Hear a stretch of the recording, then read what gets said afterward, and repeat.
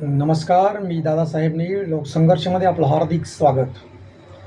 आपल्या देशामध्ये कायदा, लोकशाही या गोष्टींना काहीच महत्त्व उरलेलं नाही असं दिसतंय.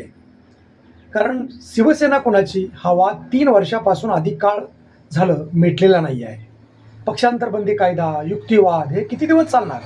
सर्वसामान्य माणसाला न्याय तर मिळत नाही. उलट 2 पक्ष, एकच शिवसेना असूनही 2 गट दोन्ही दावा करतायत आमची शिवसेना आणि तरीही दोन्ही गटाचे वकील मात्र या ठिकाणी युक्तिवाद करतात.